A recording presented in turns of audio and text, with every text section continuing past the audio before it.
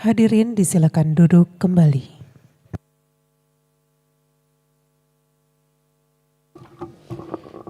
Kita buka persidangan.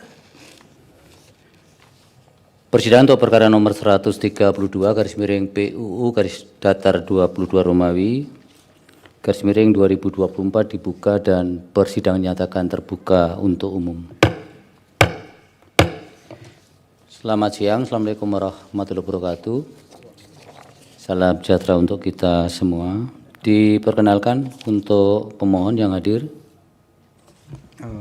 Baik, terima kasih Majelis Hakim. Yang hadir dari kami ada dari prinsipal paling ujung kanan saya, dari Kiara, Pak Erwin, terus Pak Rizal Dirhan, saya sendiri Judianto Simanjunta, paling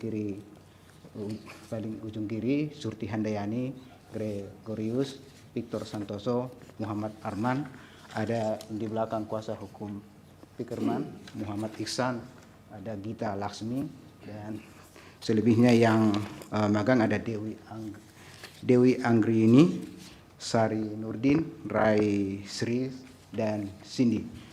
Begitu majelis, terima kasih. Dari pemerintah atau dari presiden silakan.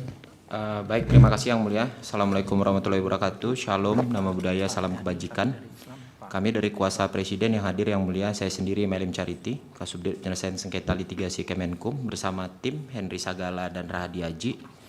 Dan di sebelah kiri saya Bapak Profesor Satyawan Pujat Moko, Dirjen KSDAE, dan Bapak Jeffrey Suyafrianto, Direktur Pemulihan Ekosistem dan Bina Areal Preservasi. Demikian Yang Mulia, terima kasih. Baik, agenda persidangan pada siang atau sore hari ini adalah untuk mendengar keterangan saksi dan ahli dari pemohon. Berdasarkan laporan dari bagian persidangan, apa betul hanya mengajukan saksi? Iya Yang Mulia, karena ahli nanti menyerahkan tertulis. Tertulis saja. Waktu Baik. tidak sempat. Terima kasih Yang Mulia. Hadir saksi Putu Ardana dan Arif Adiputro. Silakan maju, Pak. Putu Ardana agama Hindu dan Arif Adiputro beragama Islam. Nanti akan dipandu lapal sumpahnya untuk yang beragama Hindu, Yang Mulia Bapak Dr. Daniel, yang beragama Islam Bapak Dr. Ridwan Mansur. Dipersilakan yang agama Hindu dulu. Baik, terima kasih Yang Mulia Ketua. Pak Putu yang mana Pak Putu? Oh ya, Pak Putu Ardana ya. Ikuti lafal sumpah yang akan saya tuntun ya.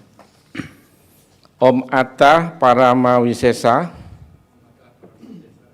saya bersumpah sebagai saksi akan memberikan keterangan yang sebenarnya, tidak lain dari yang sebenarnya. Om Santi Santi Santi Om. Baik, terima kasih.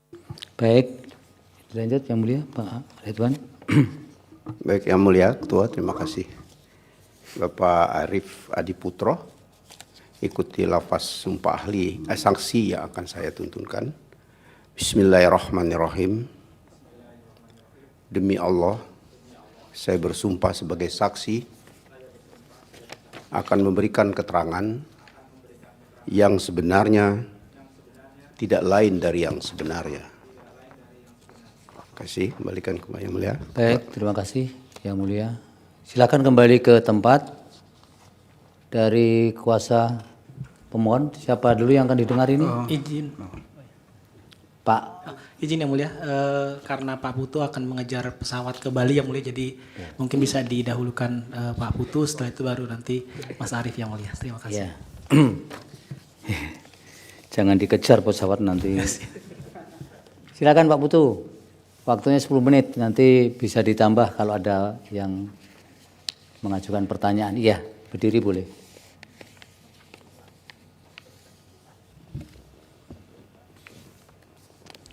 Terima kasih atas waktunya Yang Mulia, mohon izin. Saya perkenalkan diri dulu, saya Putu Ardana dari masyarakat adat dalam Tamblingan di Bali. yang posisi saya di dalam masyarakat adat tersebut sebagai Ketua Tim 9 Masyarakat Adat dalam Tambringan dan sebagai Ketua Bagerakse Alas Mertejati Masyarakat Adat dalam Tambringan, lembaga berbadan hukum yang dibentuk oleh masyarakat adat kami. Yang pertama ingin saya sampaikan, kami diminta oleh prinsipal menceritakan tentang proses RDP yang kebetulan saya diundang pada waktu itu.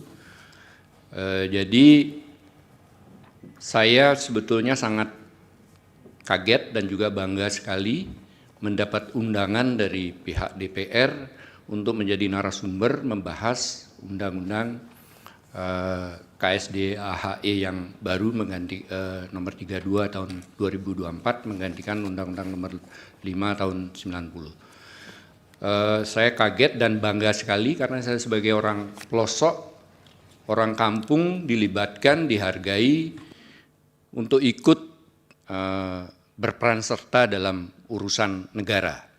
Jadi kemudian saya bersemangat sekali untuk datang ke RDP yang dilaksanakan oleh DPR, tepatnya Komisi 4 DPR. Saya datang dengan bersemangat karena dan punya harapan yang sangat tinggi, karena saya menganggap banyak sekali praktek-praktek dan manajemen konservasi yang dilaksanakan oleh negara itu sangat tidak berkesesuaian dan tidak tepat dilaksanakan di Indonesia. Itu menurut pendapat saya pribadi. Jadi saya ingin menyampaikan itu dalam RDP tersebut.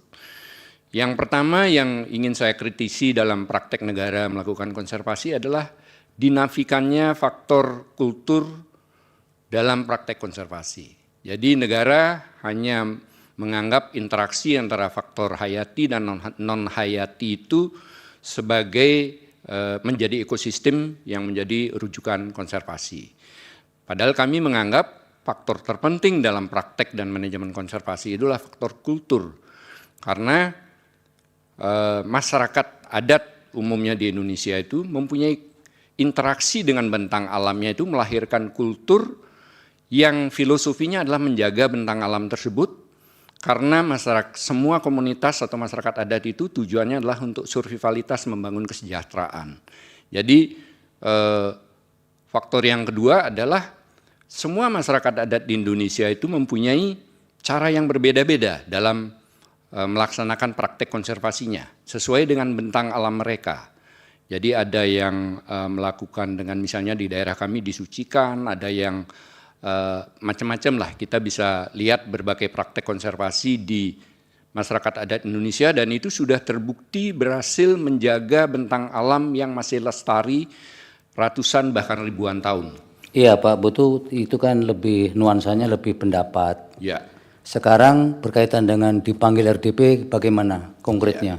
Ya itu maaf yang mulia, mohon izin karena itu yang ingin saya sampaikan ya, pada RDP. Akhirnya bagaimana di ketika? Nah kemudian setelah sampai di RDP, maka dengan sejujurnya harus saya sampaikan di sini saya kecewa sekali.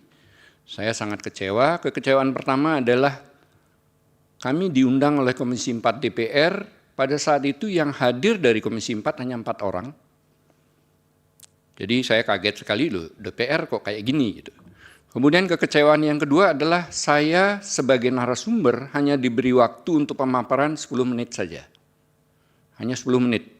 Untuk soal yang menurut saya sangat penting ini, saya hanya diberi waktu pemaparan hanya 10 menit.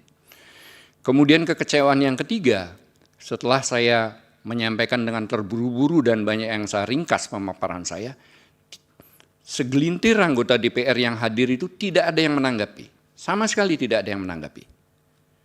Dan kekecewaan keempat, setelah RDP tersebut pada 10 April 2023 tersebut, saya tidak pernah mendapat update perkembangan dari pembahasan undang-undang tersebut sampai tiba-tiba saya mendengar RUU tersebut sudah menjadi undang-undang. Begitu yang mulia, terima kasih. Baik, nanti dilanjut kalau ada yang mengajukan pertanyaan.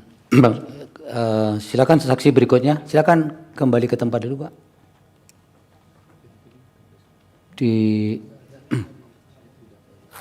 Di podium ya.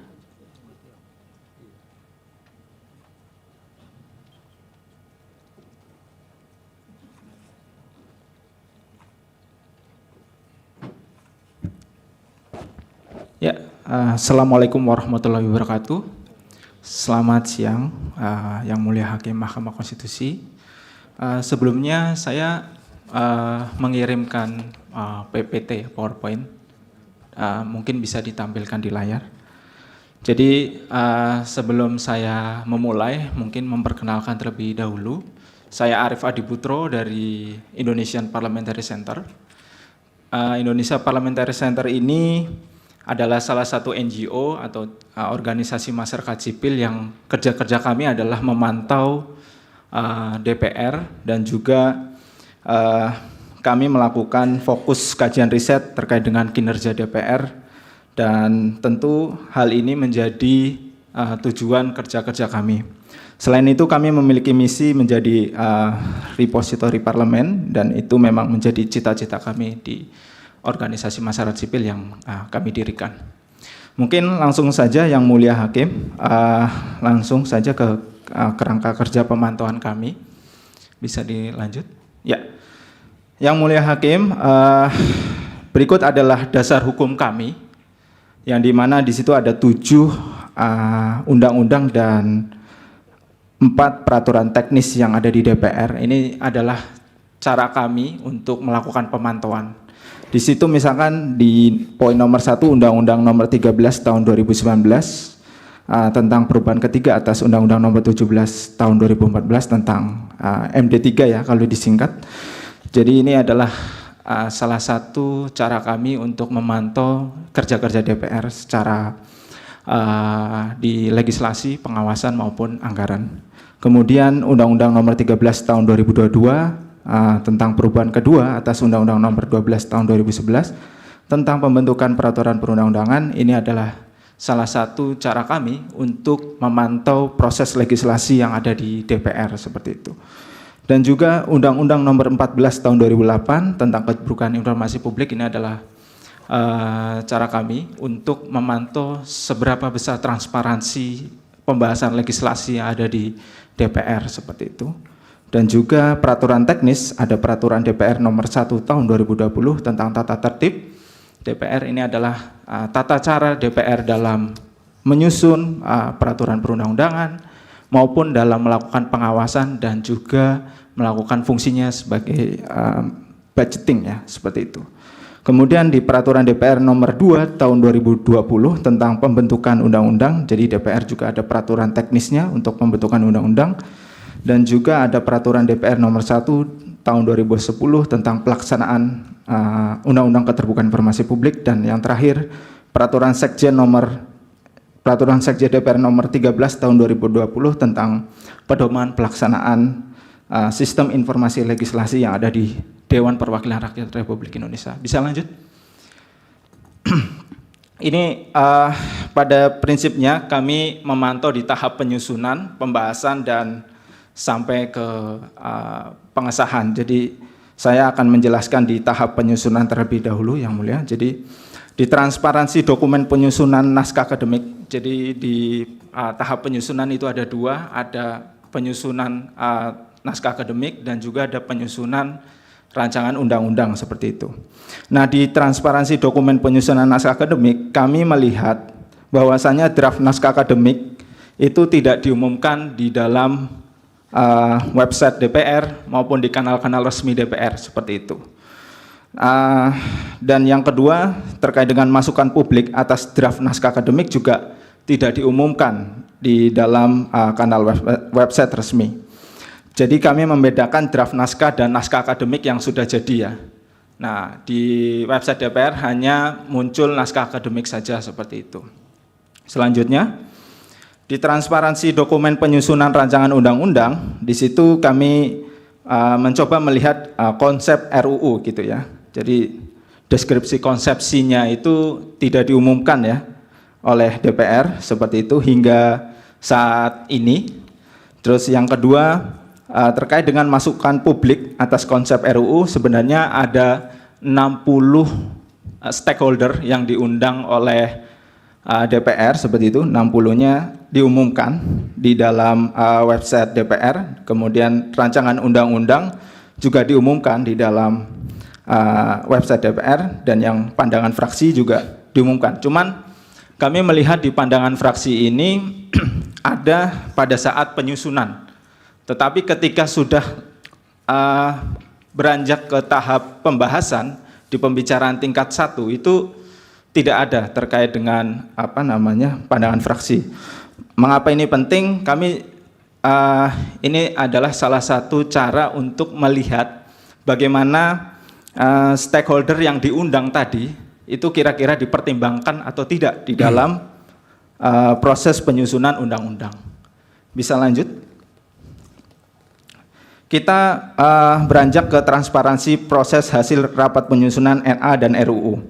Jadi yang mulia, di dalam kerangka hukum dasar yang tadi kami jelaskan, di situ memuat terkait dengan laporan singkat, catatan rapat, risalah rapat, dan penayangan video.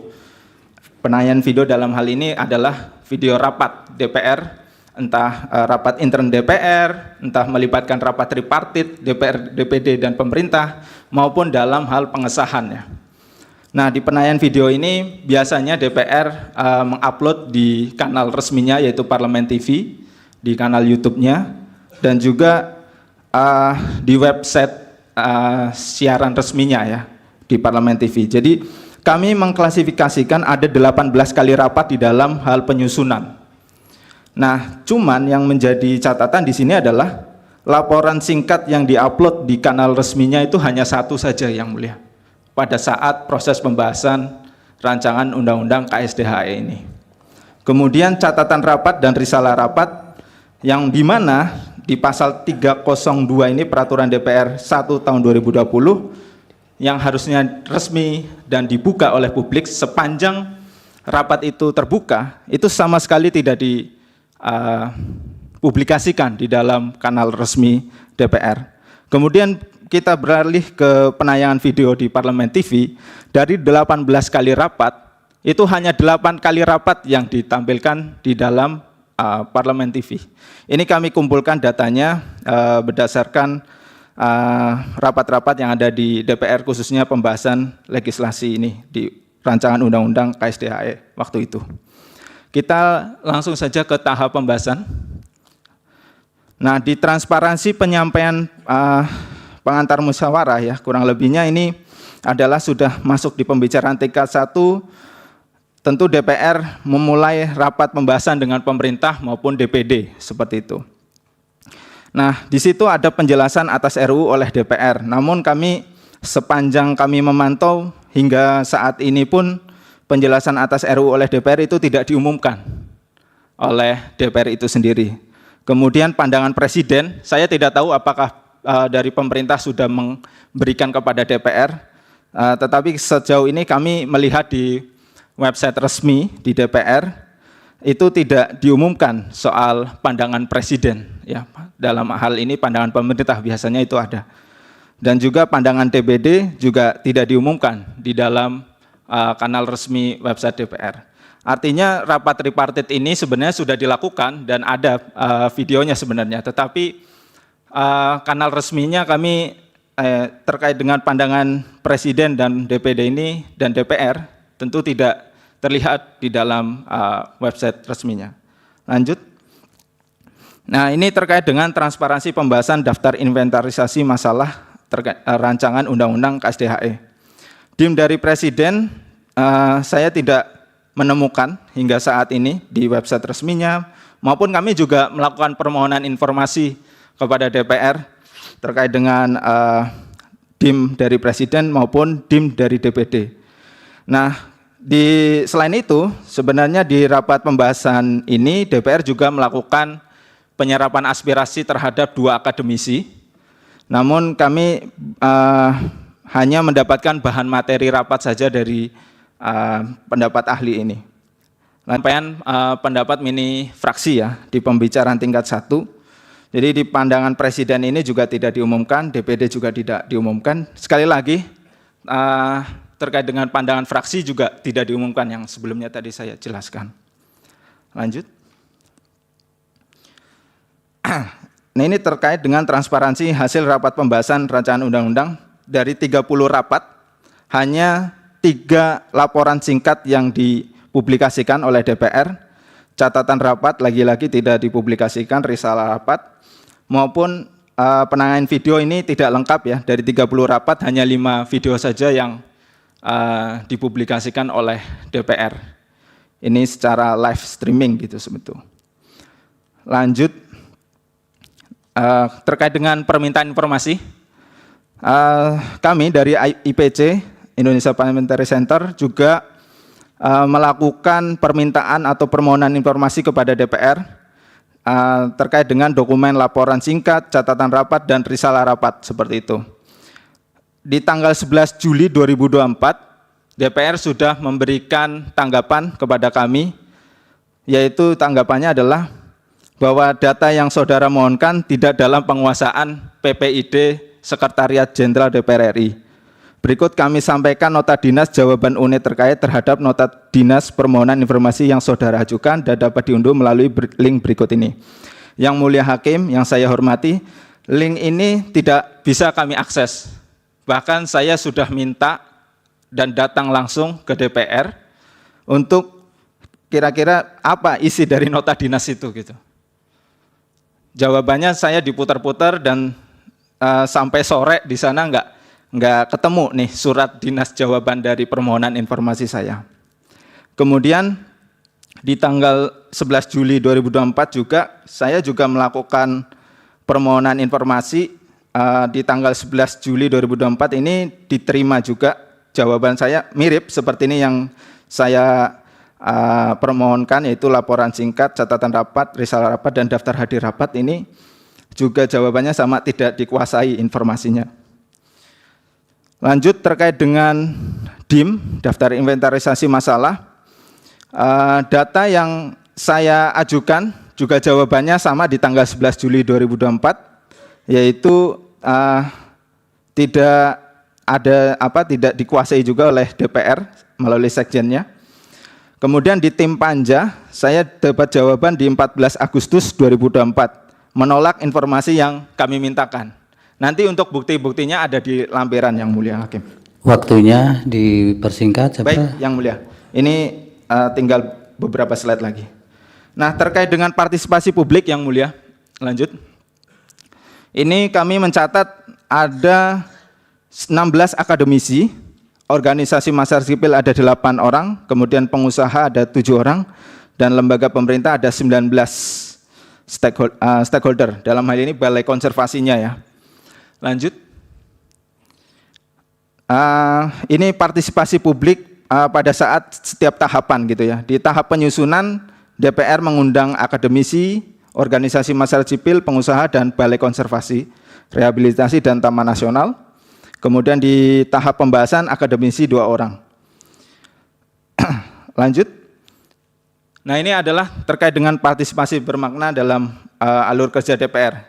Yang kami pahami setelah ada putusan MK nomor 90 terkait dengan partisipasi bermakna ini ada right to be heard, right to be considered, dan right to be explained. Nah, terkait dengan right to information ini, tentu ini adalah kewajiban DPR untuk memberikan informasi yang sudah diatur di dalam Undang-Undang Keterbukaan Informasi dan juga peraturan teknis yang ada di DPR. Nah, setelah kita lihat laporan singkat dari 49 kali rapat ya sebenarnya, cuman yang terakhir itu adalah rapat paripurna sebetulnya. Jadi kami mencatatnya 48 rapat, itu sekitar 4 saja yang dipublikasikan. Kemudian catatan rapat tidak sama sekali dipublikasikan dan risalah rapat tidak dipublikasikan. Dan video hanya 13 dari 48 video yang ditayangkan oleh DPR. Dan juga terkait dengan permintaan informasi sama sekali kami tidak mendapatkan. Dan juga di sini right to be heard, RDPU sebenarnya DPR sudah mengundang partisipasi. Cuman kita kalau beranjak ke right to be considered, risalah rapatnya, itu tidak dipublikasikan sama sekali. Padahal risalah rapat itu penting bagaimana si stakeholder yang diundang dipertimbangkan atau tidak masukannya dan sebagainya, itu dilihat dari risalah rapatnya maupun di videonya. Terkait dengan right to be explained, ini adalah salah satu cara DPR maupun pemerintah untuk menjelaskan kepada publik terkait dengan masukan-masukan yang tadi sampaikan, kira-kira sudah masuk sampai mana, kalau tidak sampai mana. Nah, itu tidak ada konferensi pers resmi dari DPR yang kami pantau seperti itu. Berikut lampiran-lampirannya, Yang Mulia. Ini bukti kami melakukan permohonan informasi ke EPPD DPR. Ini terkait dengan risalah rapat. Jawabannya yang tadi saya jelaskan, lanjut. Ini terkait dengan laporan singkat di kanal EPPD DPR juga tidak. Ya, nanti yang lampiran-lampiran diserahkan ke persidangan ya. Ya, Yang Mulia. Terima Ya, kasih Yang Mulia baik. atas waktunya. Baik, silakan kembali ke tempat. Dari pemohon ada yang ditanyakan untuk saksinya?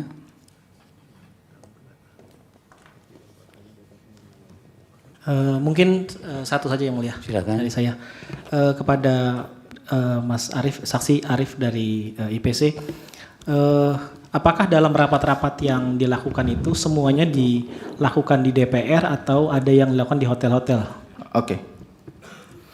Terima kasih atas pertanyaannya. Terkait dengan rapat-rapat pembahasan rancangan undang-undang KSDH ini, sejauh ini yang kami lihat ada 2 kali rapat konsinyering ya, dilakukan di luar gedung DPR, dan kami tidak tahu kegiatannya itu di mana gitu, karena kami sudah memantau di Parlemen TV tidak ada, kemudian kami datang langsung ke DPR untuk biasanya kan di balkon itu ya, cuman waktu kami datang ke sana pintunya ditutup gitu ya, dan dapat info katanya rapatnya di luar gedung DPR, tapi saya tidak tahu rapatnya itu di hotel kah atau di mana. Itu ada 2 rapat konsinyering pembahasan rancangan undang-undang KSDA ini. Ya. Seperti itu, Mas. Cukup. Satu lagi saksi Pak Putu Yang Mulia.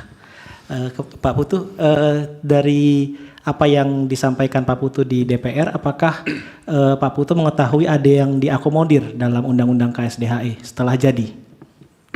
Maksudnya pemaparan saya? Iya, dari pemaparan dan masukan kepada DPR. Yang saya tahu sih tidak ada sama sekali, karena yang paling prinsip itu konsep praktek dan manajemen konservasi itu sangat tidak berkesesuaian dengan prinsip-prinsip masyarakat adat Indonesia. Jadi tidak ada yang diakomodir sama sekali. Dari pemerintah silakan. Ada pertanyaan untuk saksi-saksi? Kami cukup Yang Mulia. Cukup. Dari hakim? Dari hakim juga cukup. Ada. Prof ini silakan, Prof. Baik, terima kasih. Saya ke Pak Putu. Pak Putu, ini yang saudara ikuti ini adalah tanggal 10 ya kegiatannya? Iya, tanggal 10 itu di mana kegiatannya? Di gedung DPR. Di gedung DPR, ya. Itu kegiatannya, karena ada 2 kegiatan ya dari pemerintah ya, tanggal 10 itu ya. 1 RDPU, ini dengan pemerhati konservasi. Anda dengan pemerhati konservasi atau golongannya dengan pakar atau akademisi? Pemerhati konservasi. Oh, itu yang sesi kedua. Siapa saja yang hadir di situ? Maaf Yang Mulia, saya sudah tidak apal dan tidak ingat ada rekan-rekan dari pemerhati konservasi gitu. Tapi saya tidak apal dan tidak ingat. Karena di sini kan ada beberapa pemerhati. Pak Dejan nanti tolong diklarifikasi ya. Dari WGII, Iskindo, perwakilan MHA Bali, masyarakat adat dalam Tambling Bali, apakah termasuk itu? Iya, saya sendiri itu. Itu yang oleh Pak Arief yang datang ya? Oleh Pak Putu yang datang? Iya, betul. Pak Putu yang datang. Apa yang Pak Putu sampaikan di situ, Pak Putu? Ya, saya menyampaikan seperti yang saya sampaikan di muka tentang tidak terakomodasinya praktek-praktek konservasi yang mengedepankan kultur sebagai filosofi dasarnya. Itu materinya tertulis, Pak? Karena waktu yang diberikan kepada saya terbatas, maka saya serahkan tertulis. Ada tertulis, masih ada yang tertulis itu? Masih ada, sudah saya serahkan kepada tim itu. Iya. Belum sampaikan ya? Yang tertulis. Ya, Yang Mulia. Rencana jadi bukti tambahan nanti Yang Mulia. Oke. Baik, itu saja. Terima kasih. Terima kasih Yang Mulia. Baik, dari Yang Mulia Prof Saldi silakan. Terima kasih Pak Ketua. Pak Putu, saya ke Pak Putu pertama dulu. Bapak hadir ya dalam RDPU itu. Tadi sudah dijawab iya ya. Iya, hadir. Itu mengajukan diri atau diundang tanpa mengajukan diri?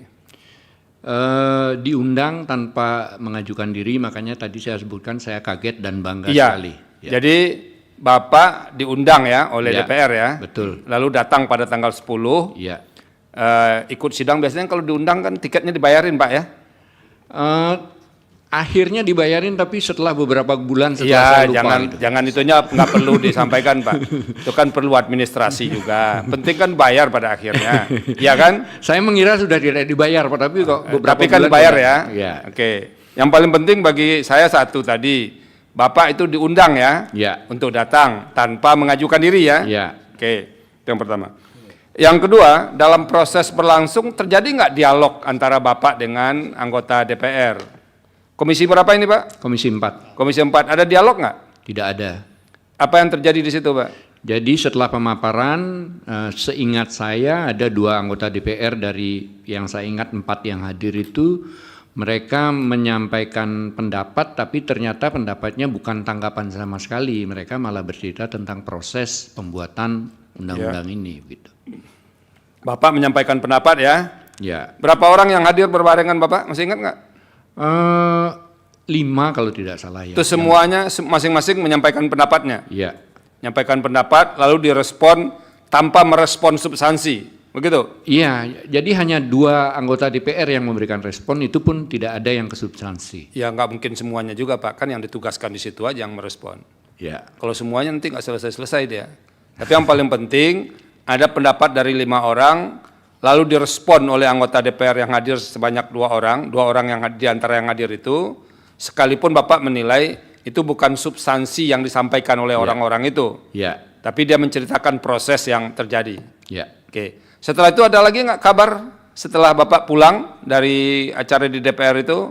Ada kontak lagi nggak?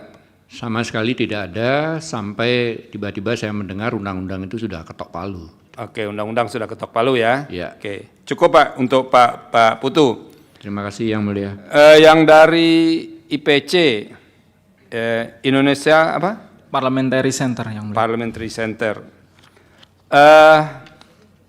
Berapa kali Anda coba mengontak Komisi 4 untuk terlibat dalam proses ini sepanjang proses itu berlangsung? Mengontak saya maksudnya. Bukan, karena Anda ini minta untuk bertemu dan segala macam, buka akses dan segala macam. Berapa kali itu dilakukan? 2 kali yang mulia. 2 kali. Ya. Dari 2 kali itu apa hasilnya? Hasilnya ya tidak ada sama sekali respon yang mulia. Oke, tidak ada respon ya. Ya. Ada enggak Anda berupaya datang langsung ke tempat pembahasan itu? Kan dibuka untuk umum ya. Ya. Berapa kali IPC datang ke situ? Ya, kami datang langsung sebanyak 10 kali yang mulia. 10 kali. Itu Ya. prosesnya memang berlangsung ya? Ya, dari penyusunan dan pembahasan. Itu di antara 10 kali itu ada enggak proses dialog misalnya? Ini apakah pembahasan berlangsung antara DPR dan pemerintah atau presiden, atau ada juga dengan partisipan lainnya di luar presiden dan DPR? Tidak yang mulia. Tidak? Tidak sama sekali. 10 kali itu apa saja yang terjadi? Ya, pada intinya kami hanya melihat saja, terus ya tidak ada sama sekali dialog, diajak dialog dan sebagainya. Jadi cuma melihat saja ya? Ya. Di antara pembahasan itu? Ya.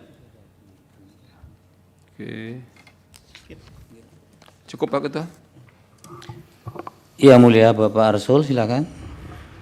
Terima kasih Yang Mulia Pak Ketua. Sedikit nih kepada saksi IPC ya. Anda juga menyampaikan masukan nggak selain memantau pembahasan? Untuk terkait dengan masukan, sebenarnya waktu itu kami mengundang salah satu anggota DPR yang mulia untuk kegiatan diskusi publik. Hadir? Kami ngundangnya 4 orang anggota, tapi yang hadir 1, Pak Khalid dari fraksi Gerindra. Oke. Selain tentu yang bersifat resmi, karena ini kan di Komisi 4. Saya kebetulan pernah ada di sana 2 periode ya. Jadi meskipun bukan di Komisi 4 ya.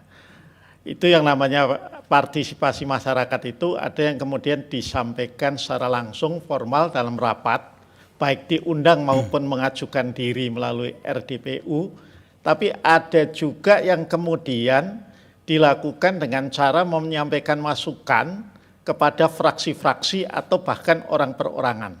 Nah, kira-kira Anda atau teman-teman masyarakat sipil melakukan itu juga apa enggak? Karena kami di luar rapat. Bahkan yang sering efektif itu kadang-kadang di luar rapat gitu, karena proses dialognya menjadi lebih dinamis ya. Saya kira bukan hanya saya, kebetulan yang mulia Prof ini juga pernah beberapa kali menjadi ketua tim panja pemerintah begitu kan, jadi juga saya kira punya pengalaman yang sama juga gitu nggak? kalau di luar rapat yang itu tadi saya sampaikan yang mulia terkait dengan diskusi publik, jadi ini adalah bagian kami untuk menyampaikan aspirasi terkait dengan Undang-Undang KSDA ini, tapi pada kesempatan itu sebenarnya 4-nya mau hadir, tapi kemudian harinya yang hadir hanya Pak Khalid saja, dan itu kegiatannya hanya sekali aja yang mulia. Sekali. Inisiatif dari teman-teman IPC atau masyarakat sipil lainnya yang mungkin diketahui ada enggak? Itu sebab selama saya di sana saya paling sering itu sore-sore itu terima berbagai kelompok masyarakat yang menyampaikan masukan, terutama waktu RKUHP sama Undang-Undang Terorisme itu. Ada begituannya enggak? Ya, kami waktu itu menyelenggarakan bersama masyarakat sipil lain, yaitu Forest Watch Indonesia, kemudian ada Garda Animalia, ada Sawit Watch, cuman 4 organisasi yang kami selenggarakan ya bersama, dan itu prosesnya menggunakan Zoom virtual yang mulia. Oh, gitu ya. Ya. Artinya itu acaranya masih agak semi formal ya, tetapi yang one to one lah istilahnya itu dengan, atau informal itu nggak tahu ya saksi. Informal ya. Belum pernah sama sekali, tapi belum pernah. Oke, terima kasih. Saya kembali ke IPC ya, ini kan ada laporan saudara soal partisipasi publik melalui RDP atau RDPU. Itu di penyusunan ada 14 akademisi, ya. Kemudian di pembahasan ada 2 akademisi. Anda punya catatan nggak? Akademisi yang hadir di pembahasan itu berbeda atau sama? Ada yang sama dengan akademisi yang hadir di penyusunan? Terkait dengan akademisi, saya ada catatannya yang mulia, tapi memang kalau diperlihatkan berbeda-beda. Bukan, ini kan di sini 14 ya, kalau dari laporan saudara itu. Ya. Nah ini ketika pembahasan cuma 2 akademisi. Ya. Ini akademisi yang 2 ini masih akademisi yang bagian dari 14 itu? Bukan yang mulia, baru lagi. Anda bisa sampaikan nggak nama-namanya? Bisa yang mulia. Untuk yang pembahasan itu, yang pembahasan dulu siapa yang hadir? Yang pembahasan ada Prof. Jatna Supriyatna dari Biokonservasi Universitas Indonesia, kemudian ada Pak Charlie Hatubun ya, Charlie Hatubun. Ya. Kalau di antara penyusunan, di antara akademisi yang hadir, Anda sebutkan aja beberapanya, bisa nggak? Bisa yang mulia. Siapa? Kalau untuk di penyusunan ada Dr. Budi Rianto, SHMSI. Iya kan. Siapa kemudian lagi? Yang kedua ada Satyan Pudiamoko dari Fakultas Kehutanan UGM. Ya. Kemudian yang ketiga ada Insinyur Siti Latifah, SHUT, MSI, PhD. Ya.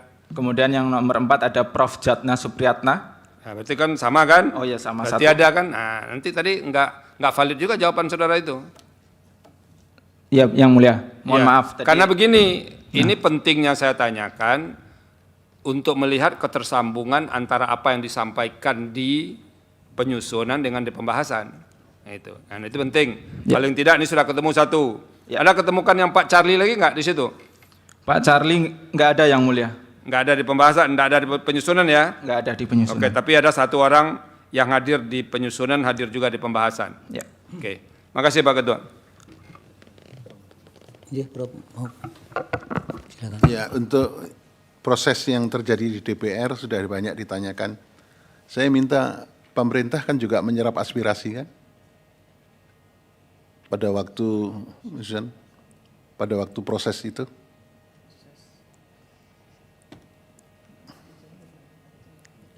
Baik, terima kasih Yang Mulia. Untuk pemerintah, kita untuk penyerapan aspirasi memang mengikuti agenda yang diselenggarakan oleh DPR, mulai dari tahap awal melakukan FGD dengan beberapa universitas, terutama yang memiliki fakultas kehutanan, biologi, atau pengelolaan sumber daya alam hayati yang lain. Pada waktu itu ketika DPR mengadakan FGD, ada wakil dari pemerintah yang juga mengikuti FGD tersebut. Lalu ketika ada diskusi dengan mengundang akademisi, mengundang para pemerhati konservasi, ini semuanya dikoordinasi oleh DPR. Kita akan mengikuti diskusi-diskusi tersebut sebagai bahan masukan bagi tim yang kami bentuk dan juga tim yang ada di Panja DPR. Terima kasih Yang Mulia. Jadi pemerintah membentuk tim, tapi tim itu tidak menyerap aspirasi secara tersendiri ya. Ini pengalaman Prof ini pemerintah juga bisa itu.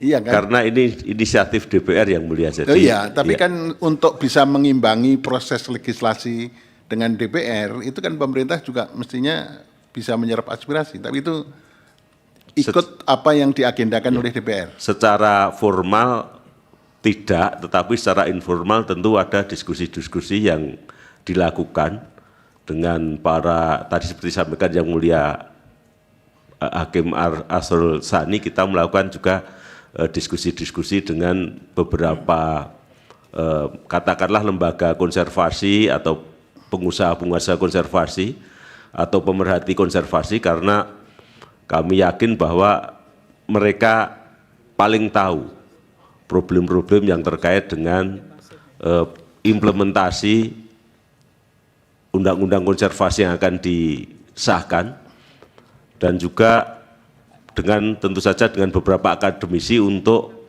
menjamin bahwa undang-undang konservasi yang akan disahkan update dengan kondisi atau perkembangan ilmu pengetahuan. Selain itu juga dengan beberapa teman-teman aktivis ada diskusi-diskusi yang kita lakukan, tapi tadi saya sampaikan kita lebih banyak menggunakan media diskusi informal. Terima kasih. Nyambung sedikit, ini Pak Dirjen, ini pengalaman lagi. Kan ini RUU inisiatif DPR, berarti DIM-nya disusun oleh pemerintah. Nah, paling tidak samalah kalau ini RUU pemerintah, DIM-nya disusun oleh DPR. Nah, kami ya itu biasanya menyusun DIM itu juga mengundang partisipasi publik, gitu loh. Karena partisipasi publik itu kan tidak terbatas hanya melalui rapat-rapat formal saja atau diskusi-diskusi itu. Nah, ada nggak Pak waktu penyusunan itu ya di luar yang inter-KL, yang pemerintah semua berarti, ada nggak itu baik akademisi atau katakanlah kalangan masyarakat sipil lah begitu itu. Sebab kalau paling tidak pengalaman kami lah, dan saya kira pengalaman Prof. ini berapa kali jadi ketua tim panja pemerintah juga waktu masih di Kementerian Hukum dan HAM. Itu kita sama-sama melakukannya gitu loh Pak. Itu. Terima kasih Bapak. Mohon izin ini saya lupa, sebenarnya ada beberapa kali pertemuan yang diinisiasi oleh Ibu Menteri LHK pada waktu itu di Manggalawana Bakti yang menyerap aspirasi dari akademisi dan juga para pemerhati konservasi. Nah, waktu itu saya masih berperan sebagai akademisi Bapak, jadi diundang untuk untuk diskusi tersebut. Saya kira masih ada catatannya Pak Jeffrey ya. Nanti kita cari undangan-undangan dari Kementerian LHK. Kalau yang dimaksud ini ada Bapak, ada. Jadi kita mengundang, paling tidak yang saya ingat waktu itu saya diundang sekali untuk memberikan pandangan terkait RUU KSDA HE, karena ini sebenarnya sudah sangat lama untuk inisiasi untuk merevisi undang-undang ini. seingat saya itu mulai tahun 2010 atau 2012 itu sudah dilakukan. Ini baru goal pada tahun 2024 kemarin. Terima kasih. Pak Ketua sedikit. Tolong semua aktivitas pemerintah ya, di kementerian, dulu kan Kementerian Lingkungan Hidup dan Kehutanan. Nah, tolong semua aktivitas yang dilakukan pemerintah itu, ya nanti kami akan nilai ini bagian dari partisipasi atau tidak, yang menunjukkan ada keterlibatan pihak di luar pemerintah dalam proses ini, disampaikan ke MK dalam sidang berikutnya. Supaya ini, kadang-kadang ini kita susahnya dengan pemerintahnya begitu, kita minta disuruh lengkapi, ditambahkan, tidak ditambah-tambahkan nanti, rupanya sidang sudah selesai saja. Karena kami ini memutus ini berdasarkan bukti formil yang ada, nah tolong itu diserahkan ke kami, bukti-bukti itu, supaya kami bisa melihat ada atau tidaknya. Jika perlu makalah-makalah dan segala macamnya itu setiap kegiatan kan mesti ada laporannya. Selesai kegiatan ada laporannya ke menteri atau ke siapa begitu. Nah kalau bisa itu diserahkan ke kita semua Pak, supaya kami bisa melihat ada tidaknya partisipasi itu. Jadi kan banyak komponen yang harus dinilai mahkamah. Nah kami akan lihat itu masing-masing. Karena yang paling berat ini kan diakui sendiri oleh pemerintah kemarin, dari semua rangkaian itu cuma 2 kali yang terbuka Pak. Dalam sidang ini diakui, dari 20 itu cuma 2 kali yang terbuka. Nah artinya 18-nya tidak terbuka. Nah, saya tidak mau juga menyebut tertutup ya, karena terbuka sedikit, ada yang terbuka banyak gini. Tapi yang diakui terbuka itu kemarin cuma 2. Makanya kami perlu melihat ini Pak. Apalagi beliau mengatakan dulu diundang sebagai ahli, sekarang menjadi bagian dari pemerintah begitu. Nah bisa lebih komplit ini prosesnya diceritakan. Dan mohon itu diserahkan di sidang berikutnya, karena ini sidangnya memang tidak berpanjang-panjang seperti pengujian material. Itu Pak Ketua. Silakan. Baik, terima kasih.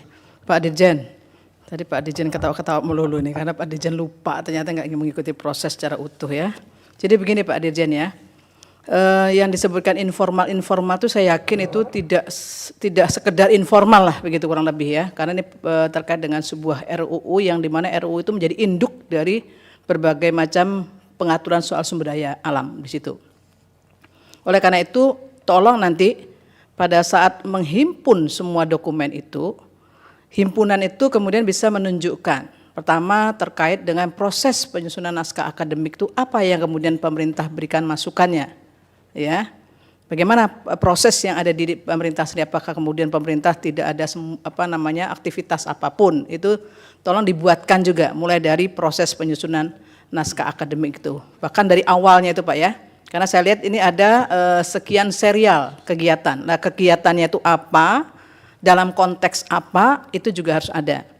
Kemudian pada tahap penyusunan, yang tadi mungkin Pak Dirjen mengatakan ini informal, saya yakin nggak mungkin informal itu. Karena sesuatu yang penting nggak mungkin diinformal sekedar informal, tapi ada kaitan. Mungkin itu pada tahap penyusunan, mungkin pada saat itu, atau pada tahap pembahasan. Nah itu dibuat dengan tabel yang jelas nanti Pak ya. Jadi serial diskusinya itu pada tahapan apa dan siapa yang diundang untuk membahas apa di situ.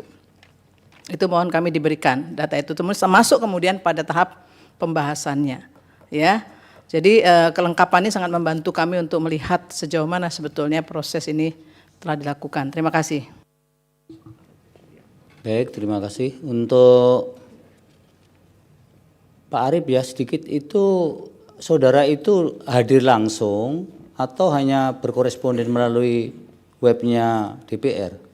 Jadi kami ada yang datang langsung, ada yang memantau melalui website yang mulia. Jadi kerja kami kalau misalkan pembahasan rapat legislasi tentunya kalau di Parlemen TV tidak ada, kami mencoba hadir langsung ke DPR. Tetapi ketika rapat yang rancangan undang-undang ini di Parlemen TV tidak ada dan waktu di kegiatan DPR juga kami tidak bisa masuk gitu yang mulia untuk melihat prosesnya seperti itu.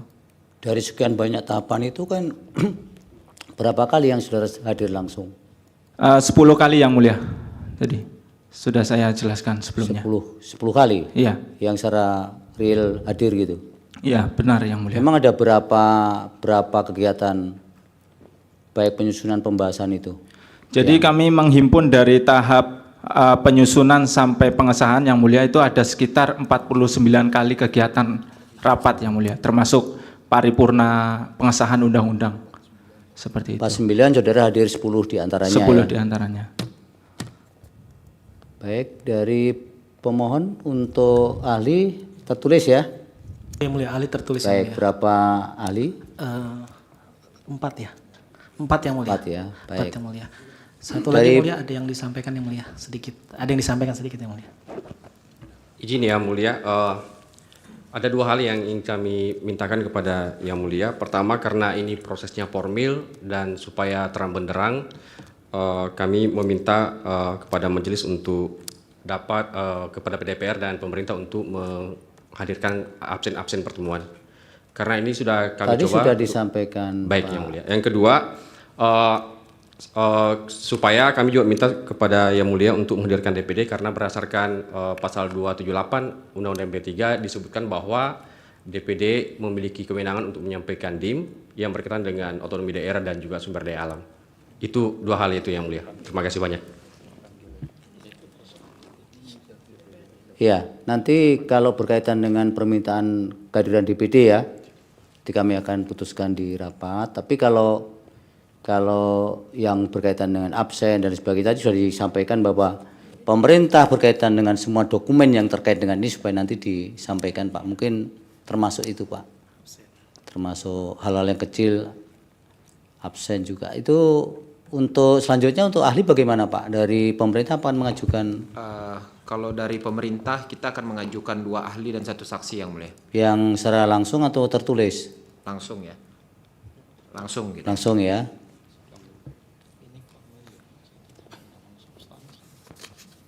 Baik, untuk sidang selanjutnya akan dijadwalkan di hari Selasa tanggal 6 Mei karena ini memang perkara yang termasuk harus diputus cepat.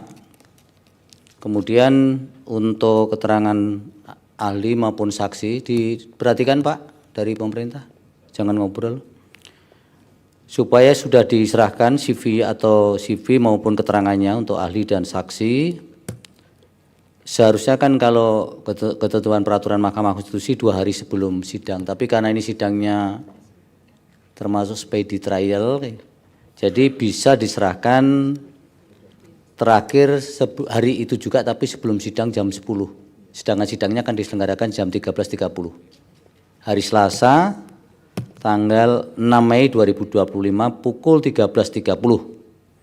Agendanya mendengar keterangan ahli dan saksi presiden. Kemudian untuk juru sumpah dan perangkat penyumpahan jika akan menghadirkan melalui Zoom supaya dipersiapkan sendiri oleh yang akan mengajukan ahli maupun saksi. Cukup.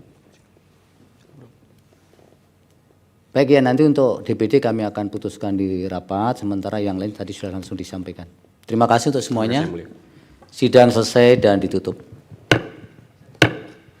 Terima kasih untuk Pak Putu dan Pak Arif ya. Hadirin dimohon berdiri. Yang Mulia Majelis Hakim Konstitusi meninggalkan ruang persidangan.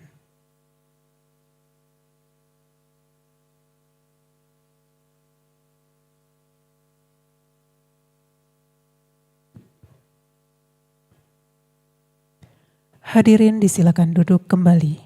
Hadirin yang kami hormati, demikianlah persidangan hari Jumat tanggal 2 Mei 2025 untuk perkara nomor 132/PUU/22 Romawi _2024 telah selesai. Sidang berikutnya akan dilaksanakan pada hari Selasa 6 Mei 2025 pukul 13.30. Terima kasih, selamat sore.